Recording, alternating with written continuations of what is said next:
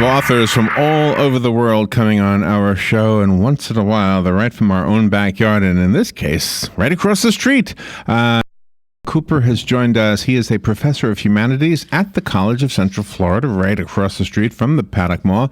He is a biblical scholar. Oh my gosh, you are what I am not. I have so many times when I try to quote the Bible or reference the Bible even, I screw it up all the time. Like I feel like I get the gist of it, but other people will always correct me. But so I have to always give a little disclaimer. I am not a Bible scholar, but you are. So nice to meet you. I am, yeah. Dr. Cooper is also a poet, a bluegrass musician. Robin and he were just swapping notes about the mandolin.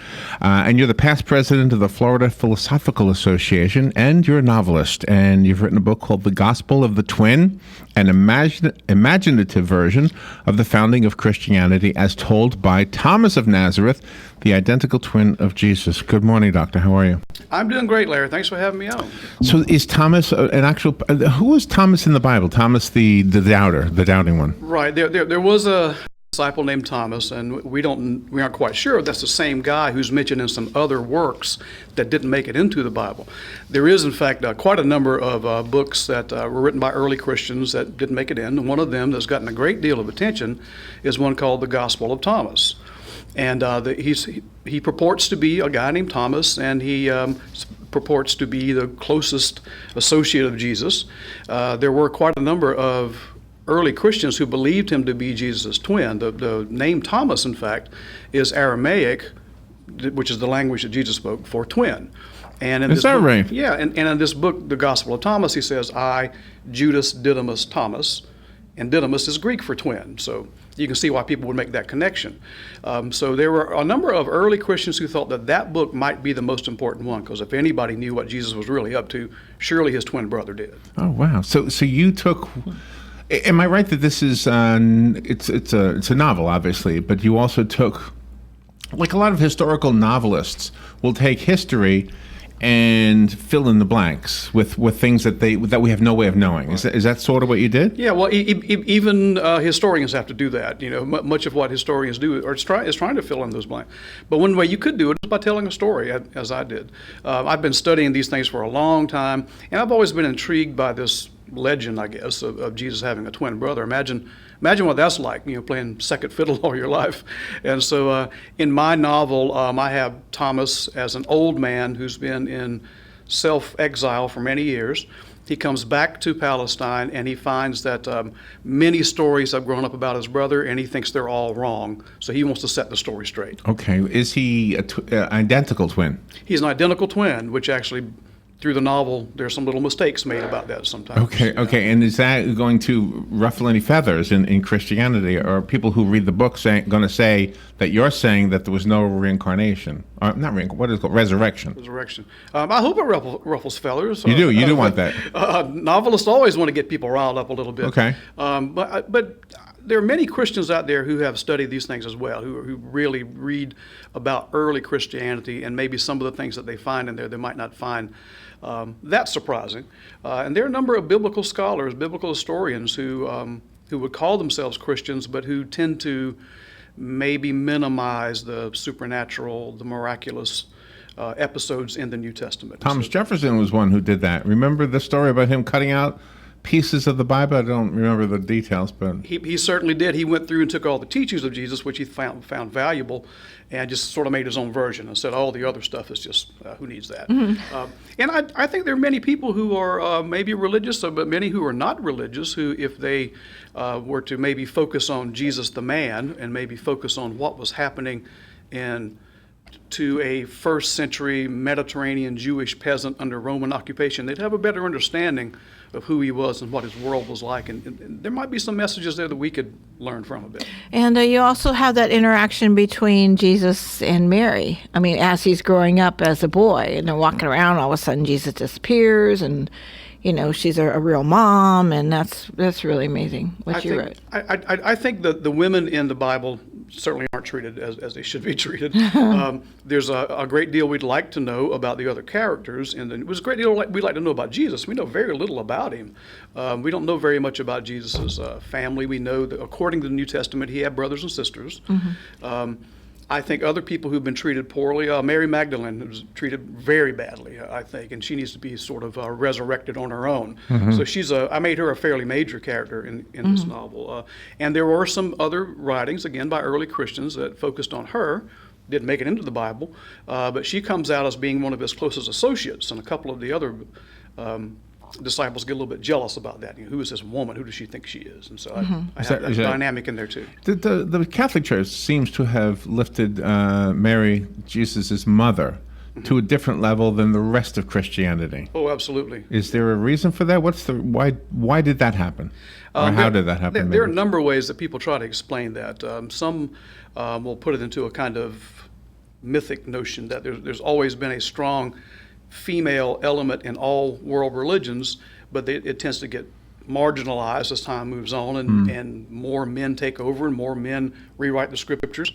And some say that that's one way to understand it. That's how the female element in Christianity sort of got concentrated into one person. Okay, so there it is. Mary, she's the mother of Jesus. Now let's move on and talk about the boys because they're more important.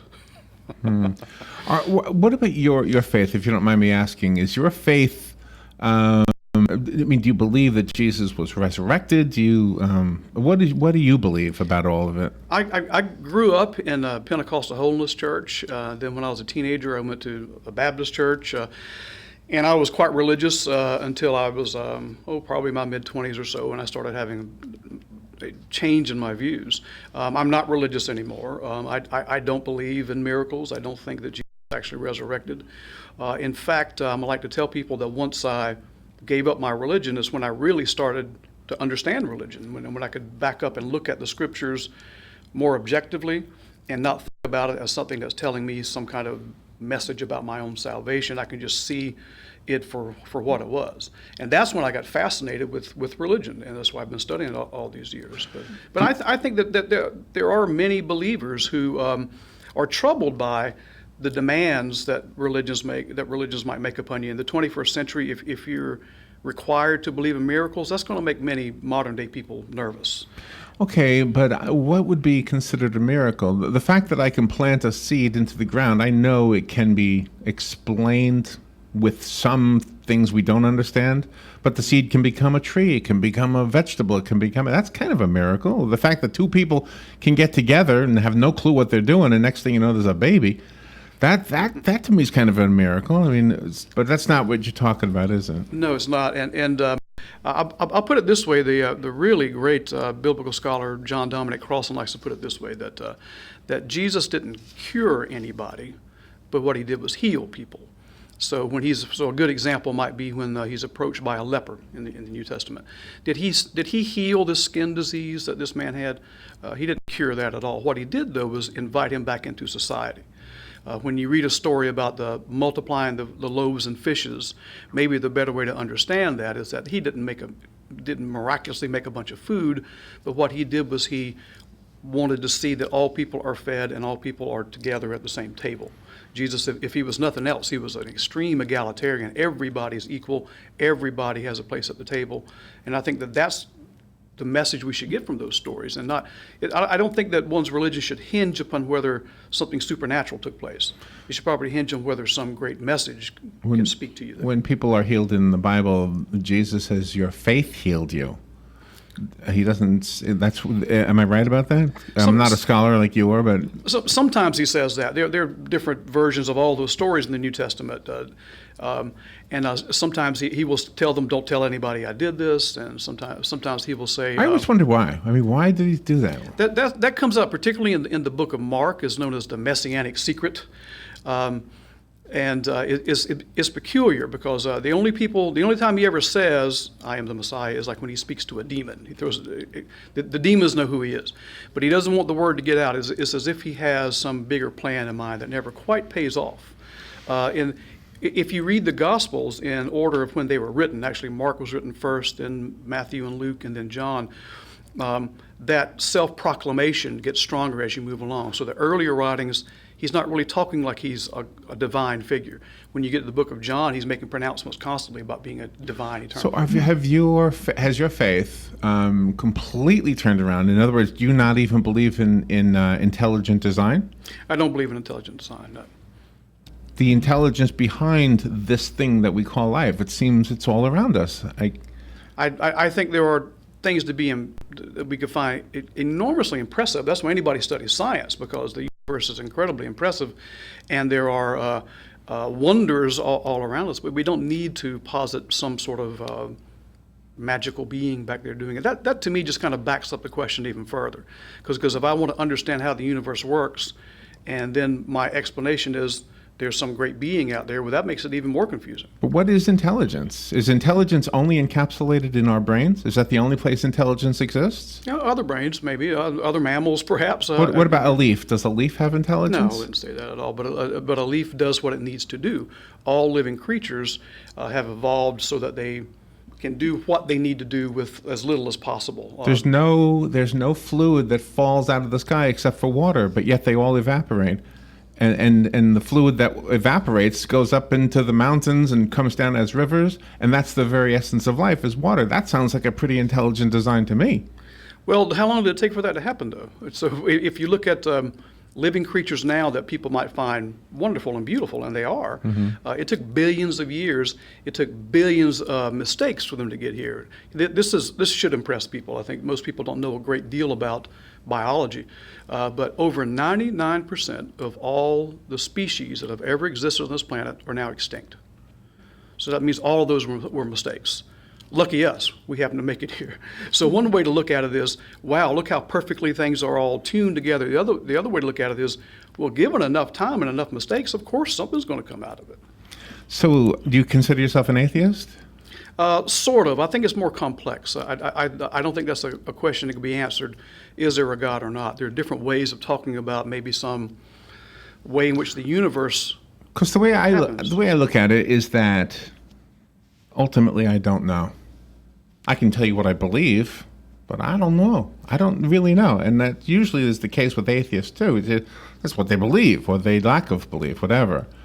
I want to be fair to the book, though. Obviously, we went on a big old tangent right there. So when we come back, we'll take a closer look at the book. The book is called The Gospel of the Twin. Let me put the cover of the book on the video that we're streaming right now. There it is. That's the new cover. There's an old cover you can find online. It's a cool cover, too, by the way. The Gospel of the Twin, written by Ron Cooper, Dr. Ron Cooper, who is a professor of humanities at the College of Central Florida right here in Ocala. We'll take a little break and be right back. The weather is brought to you by myfwc.com. Safe boating is no accident. Partly sunny this Thursday with a thunderstorm around this afternoon and evening. The high today 88 to 92, then partly cloudy later Thursday night with a low of 73 to 77. On Friday, times of clouds and sun with a shower and thunderstorm or two in the area, becoming breezy, high 88 to 92. For Saturday, mostly cloudy and not as warm with a couple of showers and thunderstorms around, high 84 to 88. From the Florida Weather Center, I'm meteorologist Joe Lundberg. Attention passengers for Flight 1370. The plane has been delayed at its departure point and will be at least 2 hours late. We apologize for any inconvenience. Are you serious? It took us over an hour to get here, 2 hours going through security and getting our tickets, and now we have to wait another 2 hours. Yeah, it's beautiful here, but we're inside this overcrowded airport all day because the plane is stuck in bad weather. This is the last time we ever do this. When we get back, we're going to Ocala Aviation and getting our pilot's license. Yeah, we've been talking about that long enough. It's about time we did it. Then we could just fly ourselves and never have to deal with this mess again. Right. No long lines, no full body groping security, no baggage checks. Not to mention never losing your luggage. Remind me again why we haven't done that? Well, we're idiots. Oh, right. Attention all passengers for Flight 1370. It looks like the plane is going to be delayed a little bit longer. The airline has lost the pilot's luggage. Isn't it time you got your pilot's license? Call Ocala Aviation today. 352-861-7484. That's 352-861-7484. Hey, you've earned it. Call today. Hello, gorgeous. Hi, this is Becky at Hello Gorgeous Salon. Let's get rid of those sun-damaged ends and faded out color and get into something rich and vibrant. It's time to get that new look started. So call today and set up your appointment at Hello Gorgeous Salon, 351-5358. Hello Gorgeous is a certified Brazilian blowout salon. We can tame those locks, leaving your hair healthy and shiny with a Brazilian smoothing treatment. And whether you're going on a job interview or out on a date, your hands do a lot of talking. Manicures are a must. Hello Gorgeous is a full-service salon, so let us help you make a great first impression. Call us today to set your appointment at Hello Gorgeous. Our number is 352-351-5358. Again, that's 352-351-5358. Hello Gorgeous is conveniently located in the heart of downtown Ocala, right next to the historic Marion Theater. And don't forget, we also do men and children's cuts too. Hello, Gorgeous. Wow, man, you have a computer? Yes, and I'm looking at villages1.com. They have a ton of information for the Villages resident. Wow, they have information by the ton? I only need a couple ounces, man. Movie schedule, doctors, local attractions, even a section called Who You Gonna Call for plumbers and painters and stuff like that. These guys own cyberspace. Wow, man, they own it? What's cyberspace? That's where they packaged 50,000 pages of information for the Village residents. Wow, they package it? Where? Villages1.com. Where, man? Villages1.com. All right, 9 minutes before 11 o'clock. Gosh, this is a fascinating interview. Dr. Ron Cooper is in the studio. Dr. Cooper is a professor of humanities at the College of Central Florida across the street. He's a biblical scholar, a poet, a bluegrass musician. I like throwing that in there. So as a bluegrass musician and a poet, that means you write songs. A few, not too Okay. good. Not very good. I'm just trying to read between the lines here. And you're the past president of the Florida Philosophical Association. And what a philosophy that you've incorporated with something that counters what much of the Bible is about, or at least Christianity is about. You've written a book called The Gospel of the Twin. It's your imaginative version of the founding of Christianity as told by Thomas of Nazareth, a character that you didn't create necessarily, but you kind of filled in the blanks, right? Right, yeah. He's based on, you might say, some early Christian views, early Christian, even legends, perhaps. So do you think that he was real? Well, what we do know is that Jesus had brothers. The New Testament names 4. One of them was named Judas. And in that non-biblical book called the Gospel of Thomas, he says his name is Judas Didymus Thomas.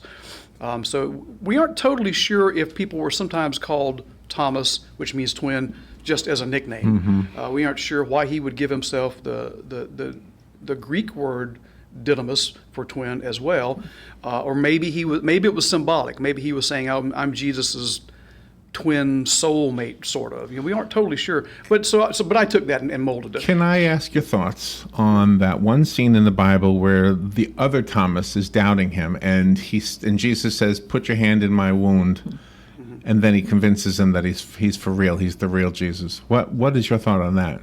That's an interesting passage there. The normal way of reading that is that. That when it's used in a sermon, perhaps, is saying that even someone who knew Jesus very well could have doubts, but even he could get over it. So it's sort of a story to help you get over your own doubts, perhaps. Another way to read it is that it could have been that this is the way that the writer of that. I think that scene occurs only in the book of John. To let the maybe readers know, everybody believed in ghosts back then, so surely somebody may have thought this is just a ghost. And so by saying, put your fingers in the wound, it's like touching me, I have real flesh here. There's another scene in which Jesus shows up after the resurrection, and they think he's a ghost, and then he eats something. They go, okay, he must not be a ghost. He's really back. What about the scene where Mary Magdalene, sees him and is going to hug him, and he says, "Don't touch me yet, I haven't transformed yet," or something like that? Right. The scenes of immediately after the execution and burial that show up in the New Testament, they differ quite a bit, and in each of those, Mary Magdalene is there. Sometimes she's by herself. In a couple of the books, she has other women there with her. A couple of times, nothing really happens. So you see that there's no body, and in fact, the earliest version of the book of Mark did not have the resurrection scene. Only about 100 or so years later do we start getting additions to that. So the earliest version of that story just has an empty tomb, he's gone, and that's it. Then there's the other part where, as you mentioned, and I think that is from the book of John as well, she sees him, and she doesn't quite recognize him at first, and then she recognizes him, and he does say, stand back here. And so we aren't sure if the writer was trying to put in further supernatural effects to that, or maybe there were some notions that people had back then that if you come back from the dead, which few Jews believed in that kind of thing then, but if you do, there might be some kind of thing that might taint you or something. We're not sure if he's playing on those popular views.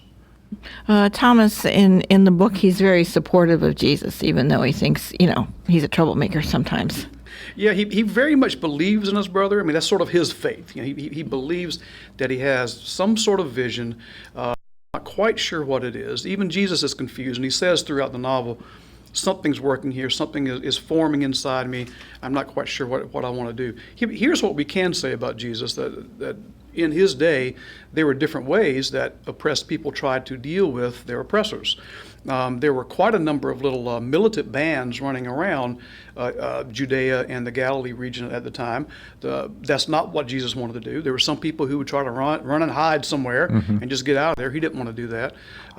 He believed that you could somehow deal with Roman oppression and still retain your cultural identity. I think that was what's really important for him. How do people keep getting out of bed in the morning when things are so bad, when taxation is incredibly high, when there was rampant poverty running around where Jesus was from? And I think he wanted to find a way of creating community with people. That sort of, that message is what you find in my novel. I've kind of removed the supernatural message. This is all about your afterlife. I think Jesus was about social change. Well, and I've often thought, in hanging out with evangelical Christians somewhat when I was younger, they would always talk about the afterlife. And I'd say, there's life before death too, because I'm still 20 and I want to live it, Right. But I've often thought this too. When somebody says to me they don't believe in Jesus, I will always say, well, what exactly did he say that you don't agree with? And there's nothing. Nobody knows what they don't agree with. They just say, I don't know. I said, well, do you believe in whatever, John Lennon said? Oh, yeah, believe in John Lennon. Well, that's the same thing. Do you agree with the idea? Like one thing we were looking at yesterday where Jesus said, what you eat doesn't defile your soul. You can eat anything. What you say, what you think is what could defile you as a human being. Mm-hmm. To me, that's hugely important to grasp that. I think you're right. I think there are far too many people who think that, say, Christianity is all about going to heaven or hell, when there's a whole lot more going on in the Bible there that people from any faith or people with no faith could find inspiring. And that's part of what I wanted to do in that book, that even if you aren't religious, you can learn a few things from Jesus. He had a lot to say about dealing with people who are living in poverty, dealing with people who are desperate and have no hope. There's so many more questions we have, but the time is quick always when it's a good interview. The Gospel of the Twin is the title of the book. Dr. Ron Cooper wrote the book. You don't use your doctor title as the author, so Ron Cooper is what you would look for. Do you have a website we can go to? Sure, it's www.roncooper.org. Excellent. Do you have other books for sale in there? Yes, I've got 2 other novels, and there's a lot of things floating around out there that I published in various journals and magazines. And can we hear your music anywhere? Thankfully, no. Oh, you so good standing by that tree with your mandolin. My joke is I challenge anybody to play and sing worse than I do. Well, I'm guessing your students love you, Doctor. Thank you so much for coming in here to share this with us. And I thoroughly enjoyed the conversation. Wish we had more time to talk. Me too. I enjoyed it. Thanks for having me. Thank you, Doctor. We will take a little break and we'll be right back.